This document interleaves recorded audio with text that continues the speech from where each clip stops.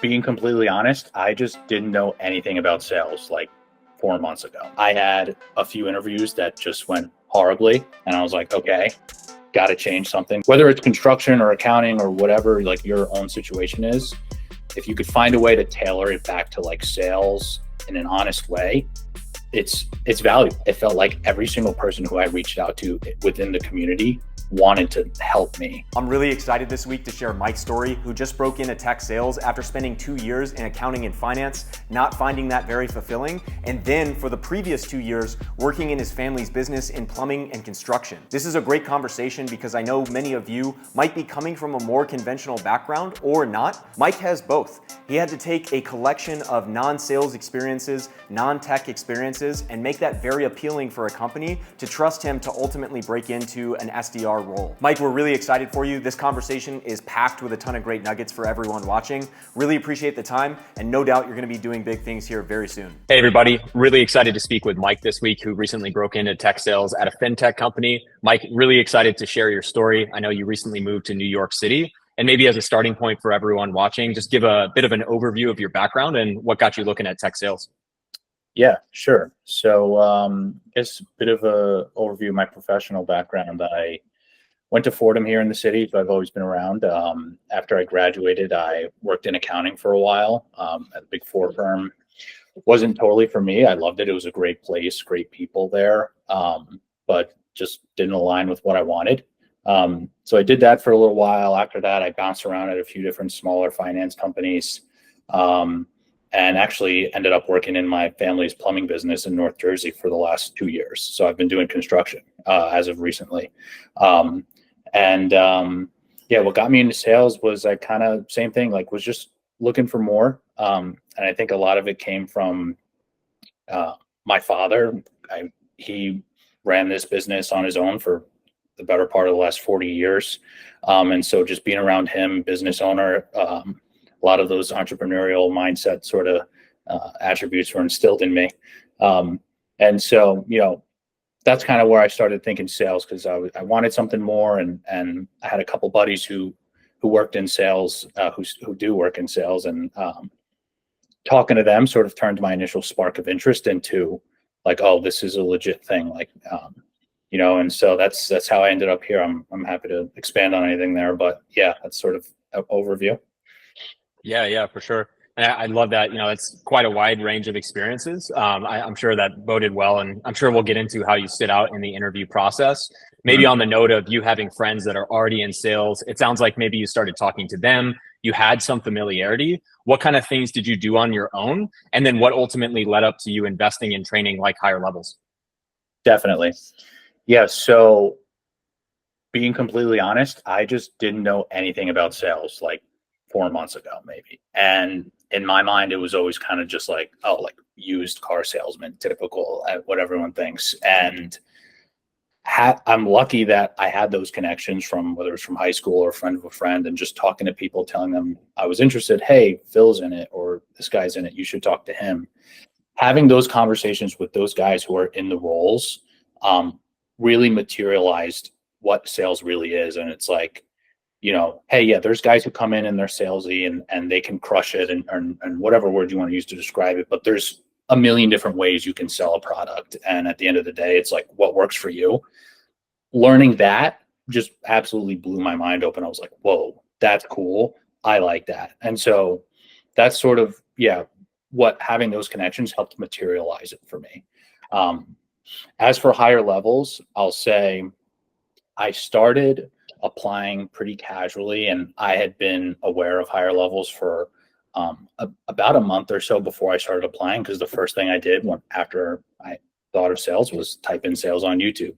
Your channel is the first thing that came up, and that was another thing that helped materialize it for me.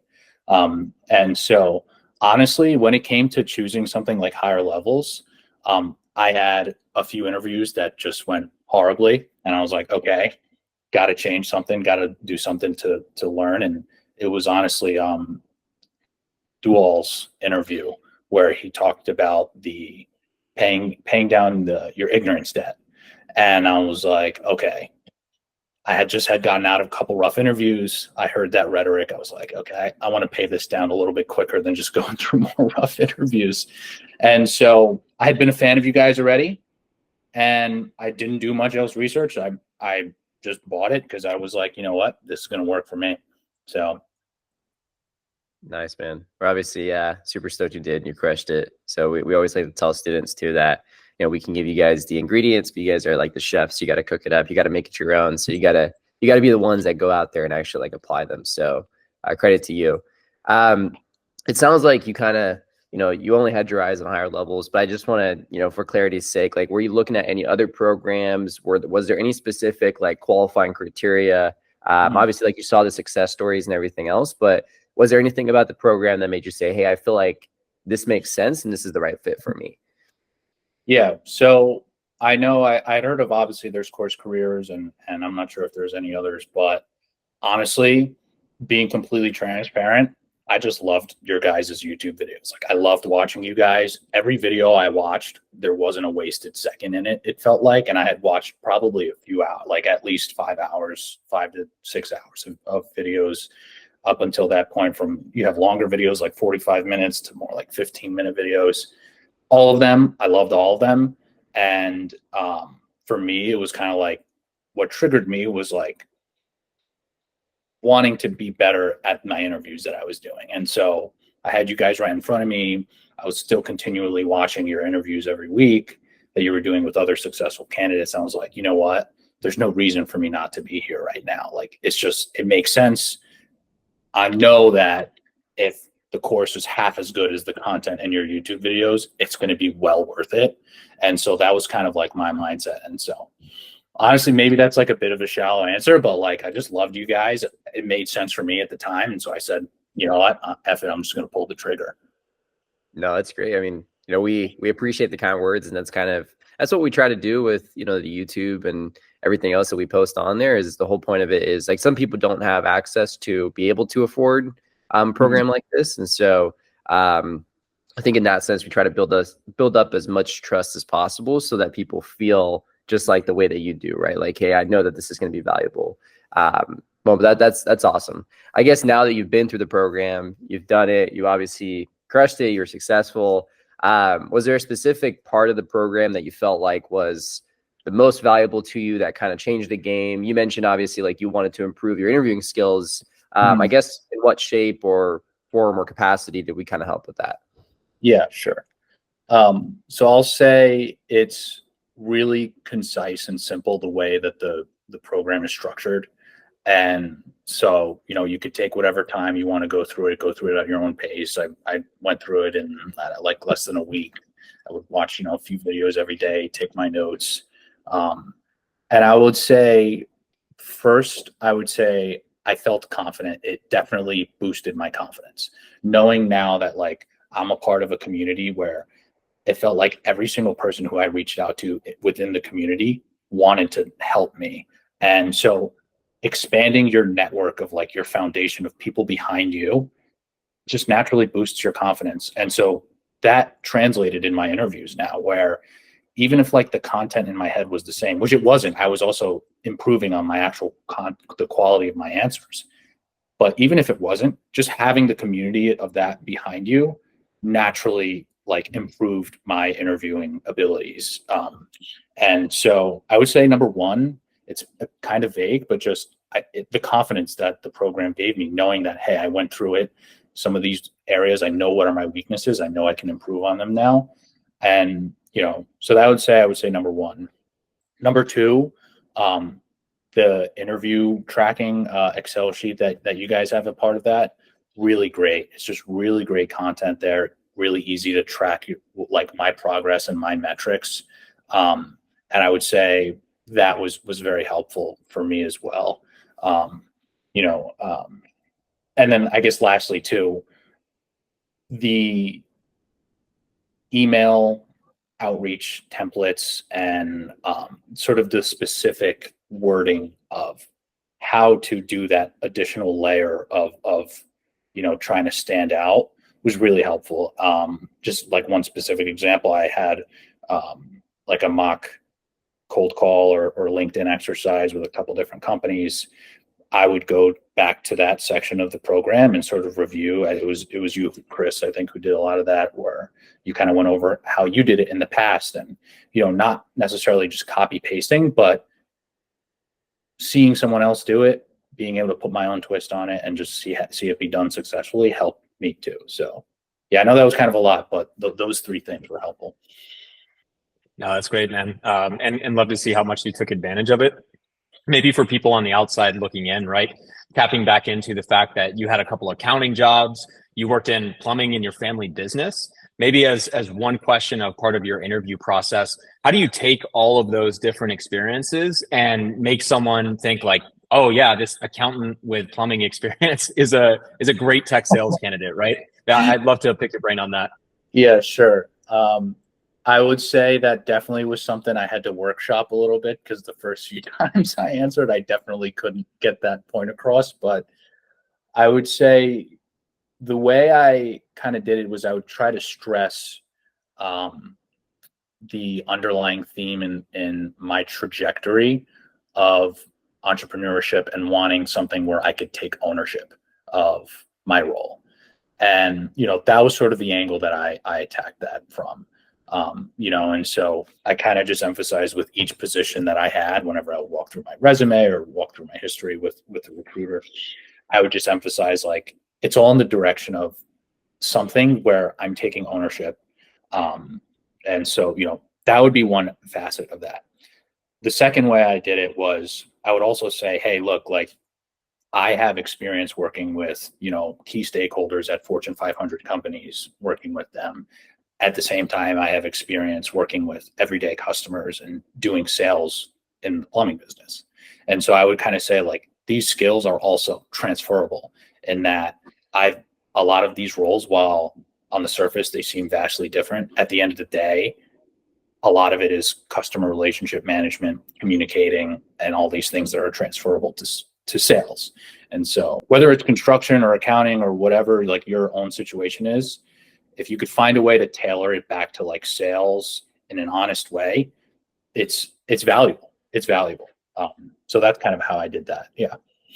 Yeah, that's awesome. I think that's really great for anyone watching that feels the same way. Maybe they have a collection of these experiences, don't even know where to begin to how to package that together and make it compelling. I think that's an awesome example. And maybe too, I know you mentioned just a couple of months ago, you didn't really know hardly anything about sales, if I'm correct there. Mm-hmm. And so maybe advice to someone also on the outside looking in, you didn't know much about sales. All of a sudden you find yourselves in final round interviews, probably doing exercises or mock cold calls. Anything you could speak to there that really helped you stand out, having no past sales experience? Yeah. So one, I would say again, like getting your confidence up, and you do that by connecting with people and just having conversations about sales and becoming familiar. Higher levels is certainly a way to do that.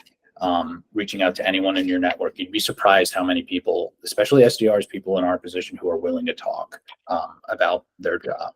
Now, as to like what I did to stand out, I mean, you guys say too, like get creative. Like don't just follow the simple playbook that's out there. Like do that and do more. Like one quick example, buddy of mine sent a job posting. It was a friend of his from high school or something, and they were looking to hire SDRs. In his job posting, like he hinted like, I'm not opposed to cold calls. So I cold called him for the position and he loved it. And so it's like, it was nerve wracking and it felt super uncomfortable. And I definitely stumbled on my words and I was super stiff, but like, it's showing that initiative to where you guys always say, like, you have to do the job to get the job. And, so getting creative, putting your name out there, I would say, I know it's tough to, that's just one concrete example for me, but it doesn't have to look like that for everyone. Like anything you could think of that you think would make you stand out, and do that, try it. Worst you could get is a no or no response, which there was plenty of that too for me too, but it's doing all that and more. I love it, man. Yeah. It's funny. We have another saying at higher levels, obviously, which you probably heard by now, but the more uncomfortable that you're willing to get, the more successful you're probably going to be, because exactly what you said is like, if you're willing to show that you might not be perfect, but that you're willing to do these things that other people aren't, especially folks with 2 or 3 years of experience, I guarantee you they feel such privilege that they don't want to pick up the phone. They don't want to cold call the hiring manager. At least the majority of them do, right? And so it's such an easy way to stand out. I love that you did that. And it just takes one time, right, for you to realize that, okay, this wasn't perfect, but it worked, right? Like it makes sense as to why it works. So anyway, I love it. Mike, I think there's a lot of good stuff here. I mean, obviously, like just your candor and the way that you attacked the process was awesome. I love also that you didn't have too much like tech experience or anything before that. Like you kind of just jumped into it. Maybe just as like closing, you know, like for other folks out there who maybe are in a similar position as you, don't have like necessarily exactly tech sales experience, but that are looking to make this transition. Do you have any piece of advice, or if you could go back in time, maybe give yourself some advice as well? Like, what would that be? I would say advice to people in a similar situation: just keep talking to people, keep reaching out, putting yourself out there. If you don't do that, then nothing, you know, you're going to stay where you are. And so like, if you want to improve, if you want to learn, put yourself out there, put yourself in situations where you can do that. I'm a big podcast guy. I listen to a lot of podcasts. I watch your guys' YouTube channel. When I got serious about it, that's when I started reaching out to actual people in real positions. Once I joined Higher Levels, that was the first thing I did, is I just started adding people on LinkedIn who were part of the community, whether they had a position or in my position trying to get an SDR position, just having conversations, you know. I think it's really helpful. And, you know, one thing I would say for me that I've sort of centered my, you know, my strategy around is, there's that saying, happiness is expectations minus reality.